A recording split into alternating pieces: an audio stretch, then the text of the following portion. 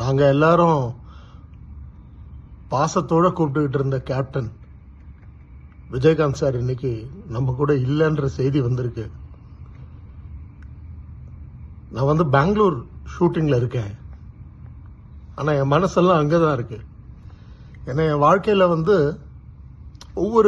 ஒவ்வொரு நடிகருக்கும் அவங்களுடைய வளர்ச்சிக்குன்னு சொல்லி சில பேர் இருப்பாங்க. என்னுடைய வளர்ச்சிக்கு விஜயகாந்த் சார் இருந்தார். நல்லா நடிக்கிற, சின்சியரா பண்ண அப்படின்னு நிறைய அட்வைஸ் கொடுத்தார். இன்னைக்கு அதை பத்தி சொல்றதெல்லாம் வேஸ்ட். ஆனா ஒரு மனிதரை பற்றி நல்ல விஷயங்கள் பேசும் பொழுது, அது நடிகர்களாக இருந்தாலும் சரி, தலைவர்களாக இருந்தாலும் சரி, சேவை செய்தவர்களாக இருந்தாலும் சரி, அவங்கள பத்தி பேசும் பொழுது ஒரு சில விஷயங்கள் மிகைப்படுத்தலோட பேசுறதுன்றது ஒரு வழக்கம்.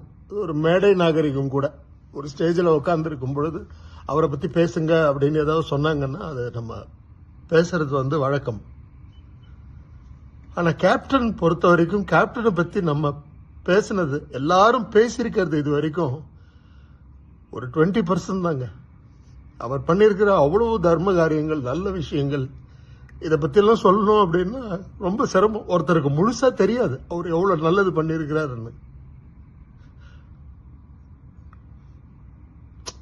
அவர் ஃபைட்லாம் நேரில் பார்த்துருக்கேன்.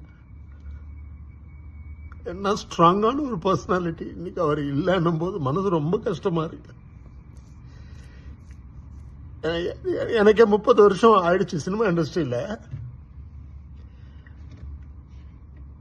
அவரெல்லாம் இன்னும் நல்லா வாழ்ந்திருக்கணும். இன்னைக்கு அவர் இல்லை. அவருடைய ஆத்மா சாந்தி அடையணும்னு எல்லாம் வல்ல ஈஸ்வரி பெருமானையும் அம்பாளையும் வேண்டிக்கிறேன். ரொம்ப நல்லவருங்க, ரொம்ப நல்லவர்.